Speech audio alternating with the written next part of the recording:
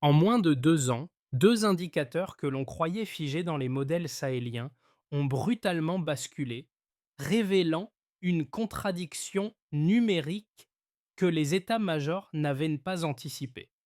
Tandis que les anciennes cartes décrivaient un Burkina Faso poreux et fragmenté, les nouvelles montrent des couloirs fermés et des routes coupées, comme si la géographie avait changé de vitesse. Que signifie pour les observateurs du Sahel le fait qu'Ibrahim Traoré transforme soudain le ciel en frontière opérante plutôt qu'en simple décor stratégique? Et jusqu'où cette bascule peut-elle aller si l'initiative temporelle échappe définitivement à ceux qui en dépendaient? Si l'évolution actuelle intrigue autant les états-majors, c'est parce qu'elle touche au cœur même de leurs certitudes opérationnelles. La promesse de cette analyse tient en 12 mots. Comprendre comment un changement discret devient un pivot stratégique régional durable. Derrière la transformation technique se profile en réalité un enjeu plus profond, la capacité d'un État sahélien, longtemps considéré comme dépendant, à redéfinir seul la grammaire de sa sécurité. Cette bascule recompose simultanément les calculs des groupes armés, privés d'un avantage temporel qui leur permettait d'imposer le rythme, et ceux des puissances extérieures habituées à lire le Sahel à travers des schémas conçus hors sol. Une micro-révélation suffit d'ailleurs à faire vaciller les modèles anciens. La contraction brutale du temps de réaction dans le nord du pays crée une pression régionale nouvelle. Si un État enclavé parvient à stabiliser cette dynamique, alors les théories d'intervention forgées depuis 2 décennies risquent d'être prises de vitesse. L'enjeu devient dès lors de comprendre ce qui se joue maintenant pour anticiper ce qui pourrait, dans un futur proche, redessiner l'équilibre sécuritaire du Sahel. La première révélation apparaît dans un chiffre que beaucoup avaient sous-estimé. En moins de 24 mois, le délai moyen entre la détection d'une menace et la réaction d'une unité opérationnelle dans le nord du Burkina Faso a été comprimé à un niveau que les analystes peinaient encore à modéliser. La seconde révélation tient à un fait plus inattendu. Cette bascule n'a pas été impulsée par une coalition extérieure, mais par un réagencement interne progressivement structuré sous l'impulsion d'Ibrahim Traoré. Ces deux éléments, combinés, suggèrent que la dynamique en cours dépasse largement une simple modernisation technique et touche au rapport fondamental entre territoire, vitesse et initiative. Ce pivot s'inscrit dans un paysage où, durant des années, les groupes armés avaient imposé leur propre rythme. Le terrain récompensait la mobilité furtive, franchir les frontières au lever du jour, se dissoudre dans les forêts au crépuscule, exploiter l'immensité sahélienne comme un corridor d'évasion permanent. L'État étiré et dépendant de relais de renseignements extérieurs aux procédures lentes recevait souvent les alertes trop tard pour perturber ces séquences. Les villages vivaient ici avec l'impression qu'une menace pouvait surgir sans avertissement, tandis que l'armée se débattait avec un maillage de postes avancés trop espacés pour couvrir efficacement le territoire. Les missions internationales avaient tenté de combler ces brèches à coups de drones partenaires, d'équipes de conseillers tournants et d'opérations conjointes. Pourtant, leur tempo restait aligné sur des agendas issus de Paris, Bruxelles ou Washington, rarement sur l'urgence quotidienne des communautés confrontées à la menace. Dans ce décalage s'ancrait l'avantage des groupes armés, un écart temporel systématiquement exploité entre la détection et la réaction. Le changement observé aujourd'hui vise précisément cette variable structurelle.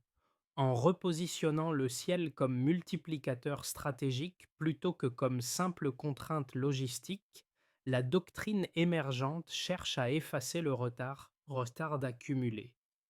Chaque minute gagnée recompose la dynamique opérationnelle, et chaque intervention rapide fragilise un peu plus les anciennes routines et adverses. La rapidité n'est plus un luxe mais le cœur même de la stabilisation. Au fil des premiers mois, ce ne sont pas les communiqués officiels qui révèlent la portée du changement, mais une série d'observations provenant du terrain, devenus les véritables guides narratifs de la transformation. Un officier raconte qu'au cours d'une patrouille de routine, des éleveurs habituellement réservés ont mentionné une baisse nette du passage de groupes armés près de leur pâturage. Ce détail, apparemment anodin, indiquait déjà un déplacement du risque. Dans un village frontalier, une cellule d'alerte communautaire a transmis une information critique en moins de 5 minutes, contre près d'une demi-heure auparavant, permettant à une équipe mobile d'intervenir avant la dispersion habituelle des assaillants. Ces microcas montrent comment la contraction du temps de réaction modifie non seulement les opérations, mais aussi les comportements civils. Lorsque les habitants constatent qu'un signalement entraîne une réponse rapide, les hésitations diminuent, la précision augmente et la chaîne de coordination se resserre.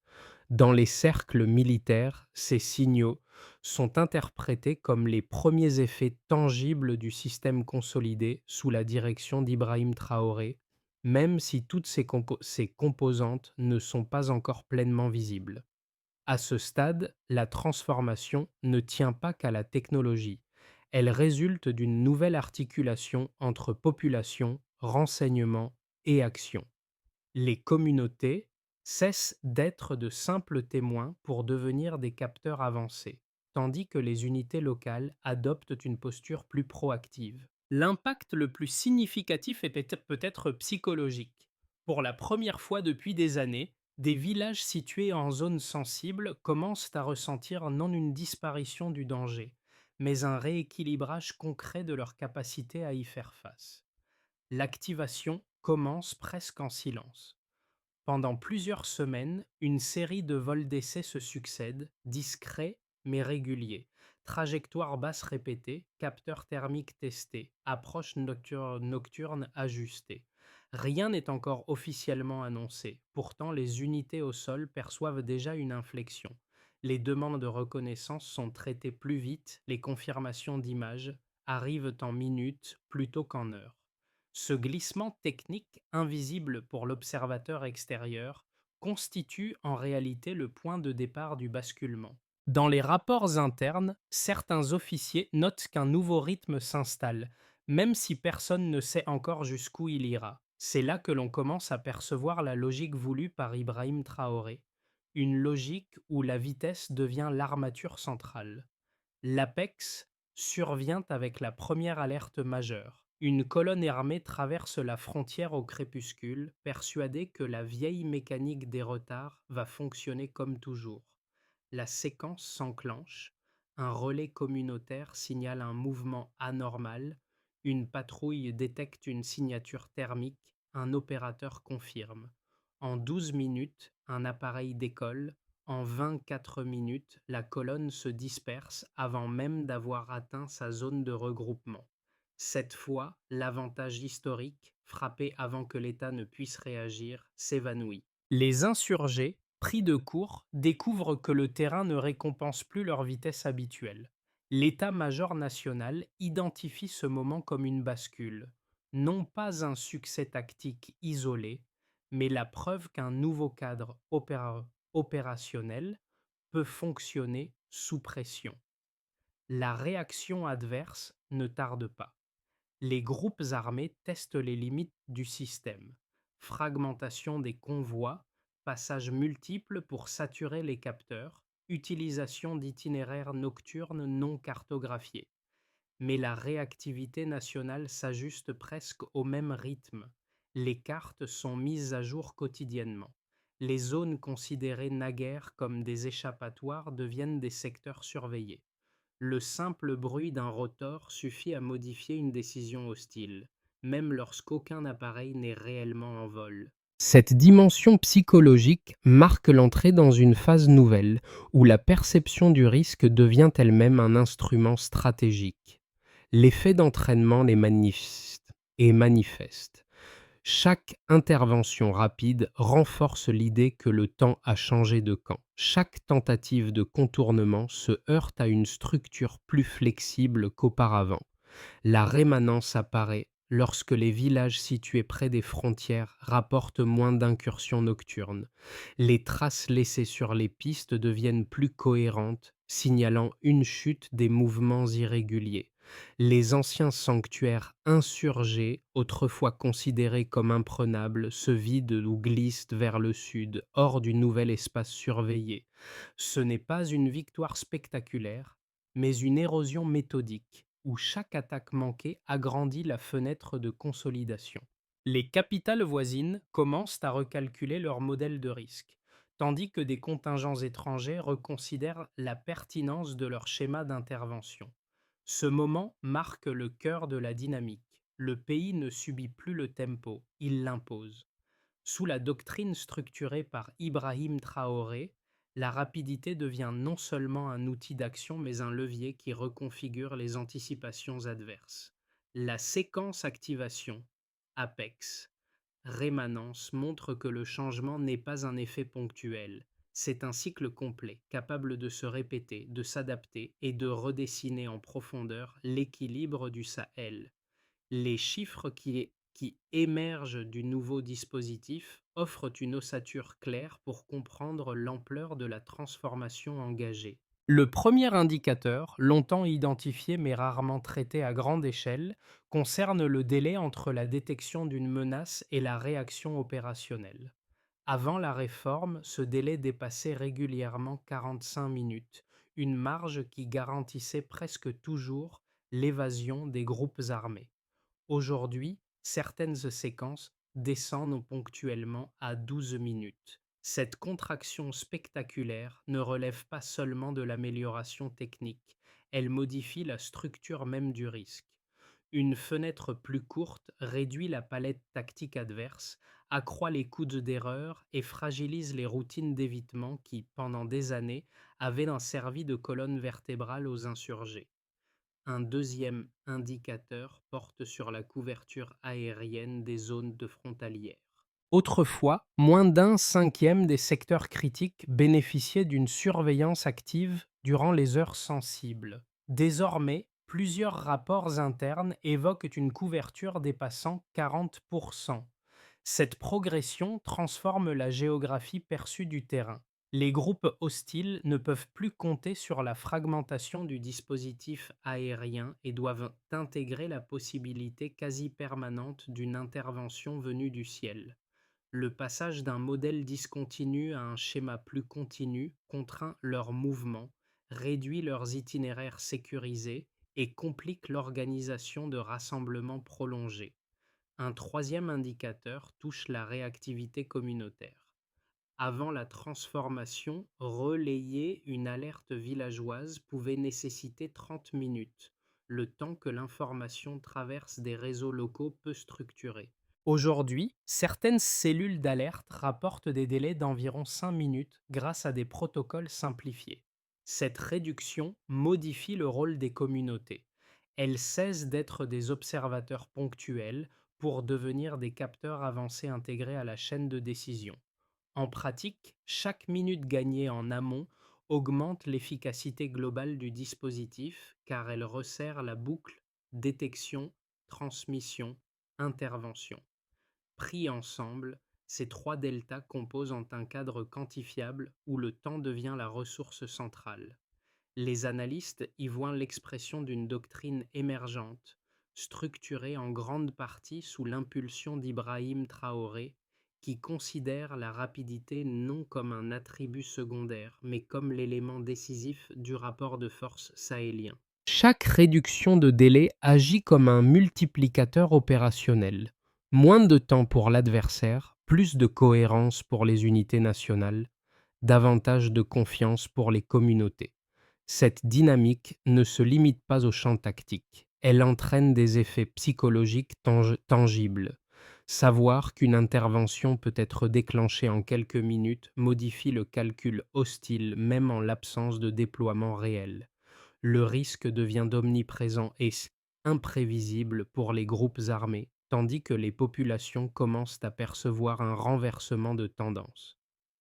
Au-delà des chiffres, c'est l'intégration croissante entre sources de renseignements, images satellites, capteurs thermiques, signalement communautaire et observation des patrouilles qui donnent sa cohérence au système. Le flux, auparavant fragmenté, se consolide en une séquence courte qui permet des décisions quasi immédiates.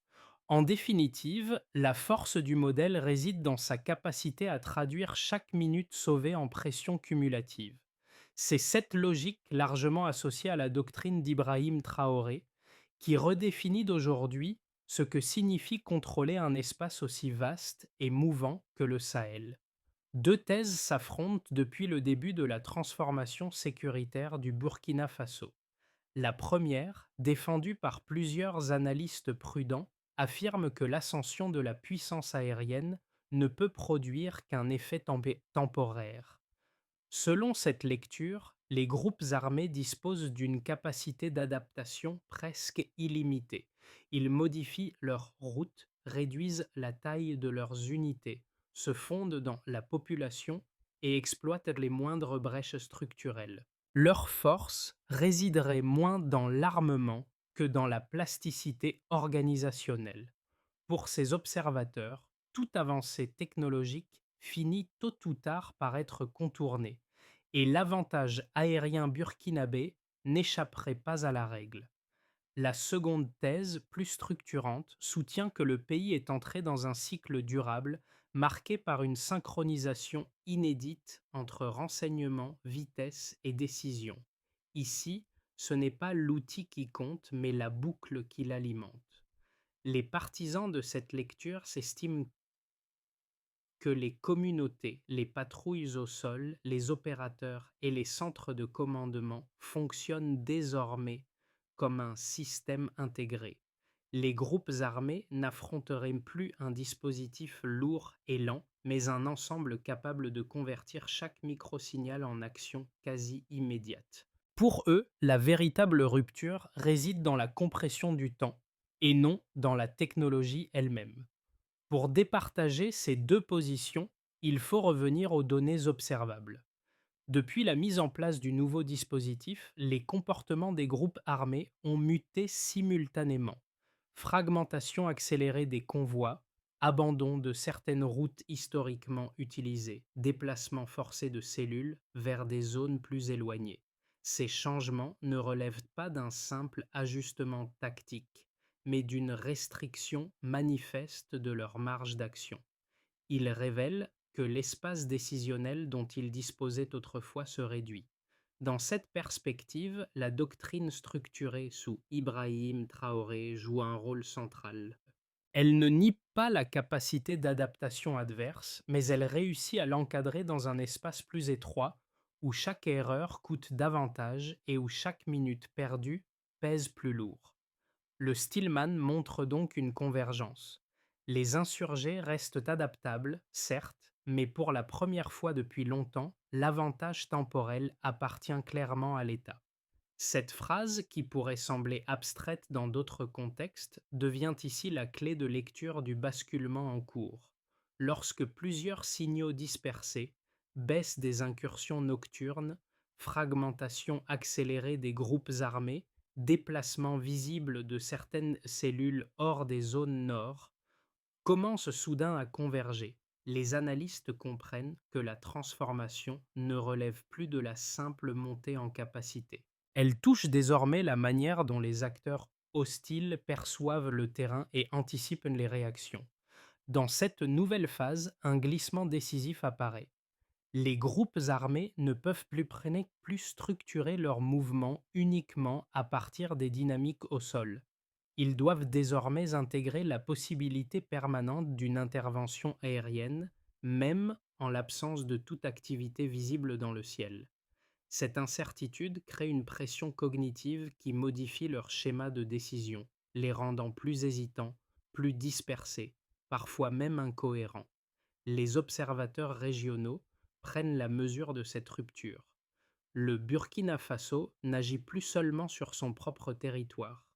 Il influence les calculs de ses voisins qui ajustent leur politique de sécurité pour éviter d'être pris dans une escalade non maîtrisée. La doctrine consolidée sous Ibrahim Traoré ne modifie donc pas seulement le rapport de force, mais reconfigure la manière dont chacun imagine l'avenir immédiat. Les effets de la Hornagate, de la transformation sécuritaire burkinabé, se lisent d'abord au niveau étatique. La compression du temps de réaction, parfois jusqu'à 12 minutes, modifie la posture institutionnelle.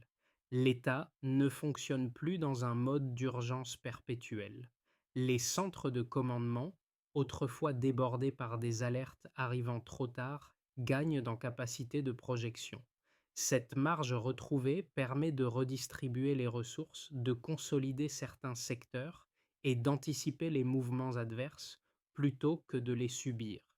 L'administration, moins dépendante de relais extérieurs, renforce sa crédibilité interne. Le pays passe d'une logique réactive à une logique d'initiative, ce qui modifie profondément l'image de l'appareil étatique. Sur le plan économique, les impacts sont plus subtils mais tout aussi structurants.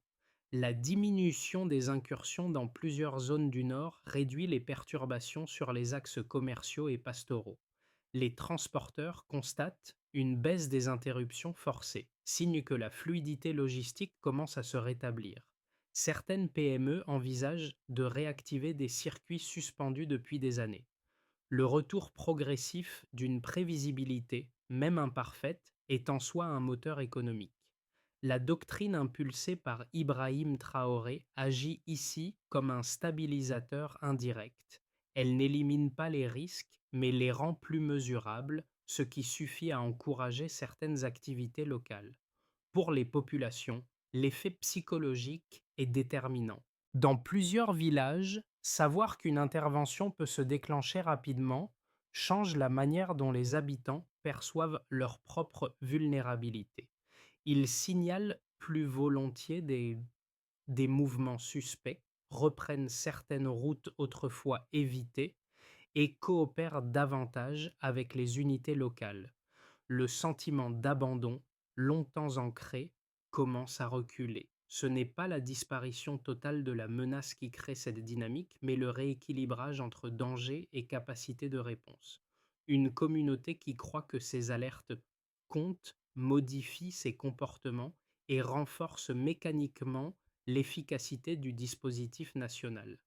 À l'échelle régionale, les effets sont immédiats. Les capitales voisines, notamment celles engagées dans leur propre recomposition sécuritaire, ajustent leur modèle de risque. Le Mali et le Niger intègrent dans leurs calculs la présence d'un voisin capable d'intervenir rapidement sur certains corridors transfrontaliers. Cette réactivité agit comme un facteur de stabilisation, mais aussi comme une source potentielle de réajustement diplomatique. Nul ne souhaite être pris dans une spirale d'escalade due à une mauvaise interprétation des dynamiques régionales. Parallèlement, certains acteurs extérieurs réévaluent leur marge d'action, conscients qu'un modèle sahélien fondé sur la vitesse modifie les paramètres traditionnels de leurs interventions. L'ensemble de ces quatre dynamiques révèle une réalité désormais tangible. Un pays qui parvient à compresser son propre temps opérationnel transforme nécessairement les comportements civils, les flux économiques, les équilibres institutionnels et les anticipations régionales. La doctrine structurée autour d'Ibrahim Traoré agit ici comme un fil conducteur. Elle ne prétend pas offrir une solution totale, mais impose un tempo nouveau auquel tous les acteurs doivent s'ajuster. Pour anticiper l'évolution probable du dispositif sécuritaire burkinabé, trois scénarios cohérents émergent des tendances observées sur le terrain et des ajustements régionaux actuels. Le scénario de base, considéré comme le plus plausible, repose sur une stabilisation progressive du système. Les délais de réaction demeurent compressés, même si les capacités aériennes fonctionnent souvent à leur seuil opérationnel. Les groupes armés s'adaptent certes, mais sans retrouver l'initiative temporelle qui leur permettait auparavant de dicter les séquences d'affrontement. Les capitales voisines, conscientes de ce nouveau paramètre régional, maintiennent une attitude prudente, ajustant leur modèle de risque sans entrer dans des confrontations ouvertes. Ce scénario décrit un équilibre fragile mais durable. Le scénario optimiste projette un renforcement structurel du dispositif. Dans cette hypothèse, les chaînes logistiques sont consolidées, les cycles de maintenance sont mieux maîtrisés, les pièces critiques disponibles plus régulièrement et les équipages techniques renforcés. Parallèlement, l'intégration des sources de renseignement progresse. Les données communautaires, les capteurs thermiques, les observations au sol et les images satellitaires convergent dans une boucle plus cohérente. Les communautés locales, encouragées par la confiance croissante, renforcent leur rôle dans la chaîne d'alerte. Dans une telle dynamique, les corridors frontaliers historiquement vulnérables peuvent redamner connaître une baisse mesurable des mouvements hostiles. Ce scénario ouvre même la possibilité d'une coopération régionale plus affirmée, où l'expérience accumulée sous la doctrine d'Ibrahim Traoré servirait de référence pour une architecture sahélienne de sécurité plus autonome. Le scénario pessimiste, quant à lui, s'articule autour de la notion de surcharge. Si les contraintes techniques s'intensifient, délai de maintenance allongé, réduction du taux de disponibilité des aéronefs, fatigue des équipages, le système pourrait perdre une partie de la vitesse qui fait aujourd'hui sa force. Les groupes armés exploiteraient alors les intervalles pour réinvestir certaines zones fragiles. Une pression géopolitique accrue provenant de puissances extérieures inquiètes ou de frictions régionales pourrait par ailleurs créer une spirale d'interprétation erronée. Dans ce cas, le risque d'escalade deviendrait tangible. Lire correctement les 12 prochains mois nécessite donc un cadre analytique clair. Considérer la vitesse non comme un avantage ponctuel, mais comme une ressource stratégique dont la préservation dépend autant de la logistique que de la doctrine. Pour comprendre la portée humaine de la transformation sécuritaire en cours, il faut se tourner vers ceux qui en perçoivent les effets au quotidien. Le premier groupe est celui des populations directement exposées aux dynamiques du Nord. Pour elles, la sécurité ne se mesure pas en communiqués officiels, mais en minutes gagnées sur la peur. Lorsque le temps de réaction se contracte, certaines routes autrefois évitées sont de nouveau empruntées, les signalements deviennent plus fréquents et le sentiment d'isolement se réduit. Le changement n'est pas total, mais il suffit souvent d'un léger rééquilibrage pour modifier la manière dont une communauté organise son travail, ses déplacements ou ses nuits. Le deuxième groupe est celui des acteurs économiques, locaux ou itinérants. Ces acteurs lisent la transformation à travers les flux. Moins d'incursions signifie davantage de prévisibilité. Les transporteurs reconstituent certains itinéraires, les commerçants reprennent des échanges suspendus et des petites entreprises réévaluent leurs marges de risque. Pour eux, l'enjeu n'est pas l'absence totale de menaces, mais la possibilité d'un fonctionnement moins chaotique. La doctrine structurée sous Ibrahim Traoré influence ainsi indirectement leurs décisions, en rendant les variations du terrain plus mesurables. Le troisième groupe regroupe les observateurs extérieurs, diplomates, analystes régionaux, institutions internationales.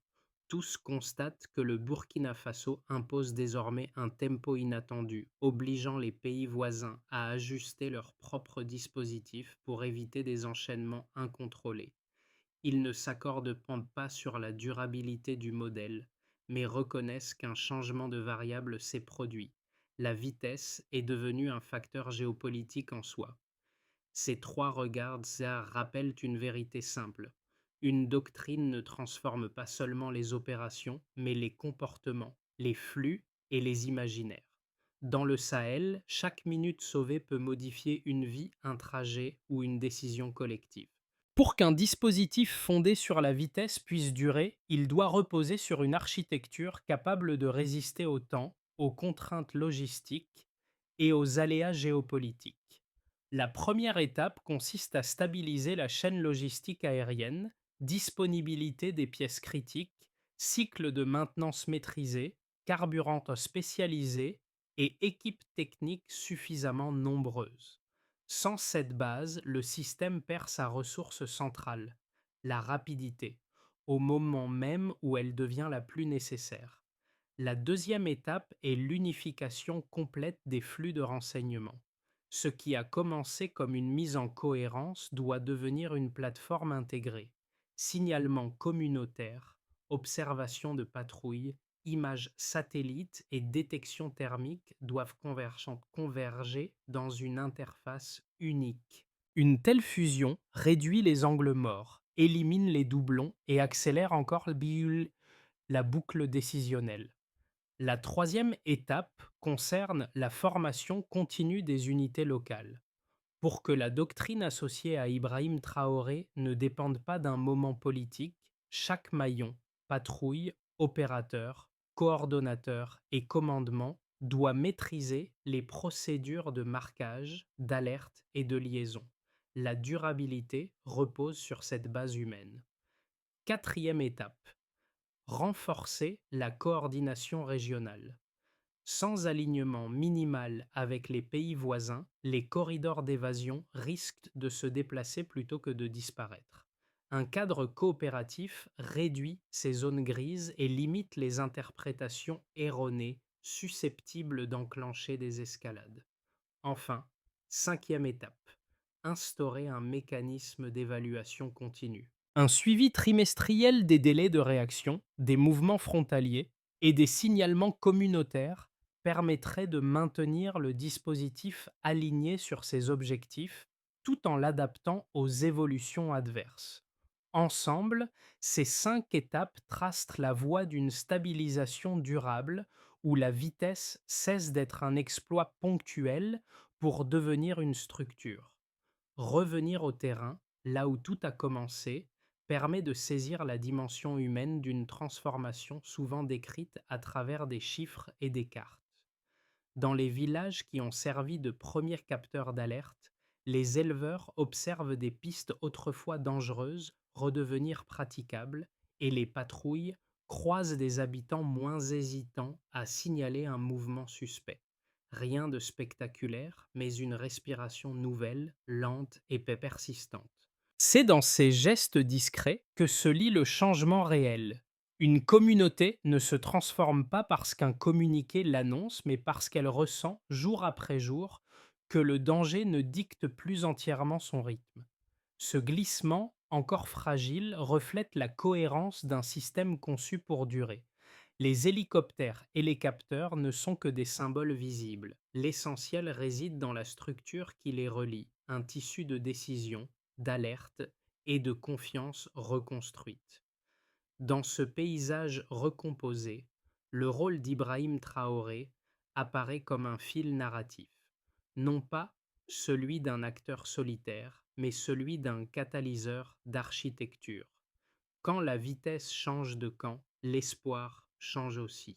Dans un Sahel où les équilibres paraissent toujours précaires, la transformation engagée au Burkina Faso ouvre un espace de réflexion collective plutôt qu'un verdict définitif. Ce qui se joue aujourd'hui n'est pas seulement une évolution tactique, mais une réorganisation silencieuse des perceptions, celle des populations qui apprennent à relire leurs routes, celle des acteurs économiques qui redécouvrent la valeur de la prévisibilité, et celle des observateurs extérieurs qui réévaluent leur modèle face à un tempo nouveau. En filigrane, la doctrine consolidée sous Ibrahim Traoré rappelle qu'une région peut parfois se redéfinir non par un choc soudain, mais par une succession de minutes gagnées, de gestes coordonnés et de décisions assumées. Dans cet esprit, l'enjeu n'est pas de clore la discussion, mais d'élargir la compréhension commune des dynamiques en cours. Chaque lecteur, qu'il se trouve proche ou loin du Sahel, peut contribuer à cette lecture en confrontant ses attentes, sa science, ses questions et ses hypothèses. Le dialogue devient alors un outil de stabilité autant qu'un outil d'analyse. Et vous, comment percevez-vous l'avenir d'un Sahel où la vitesse est devenue une variable politique à part entière?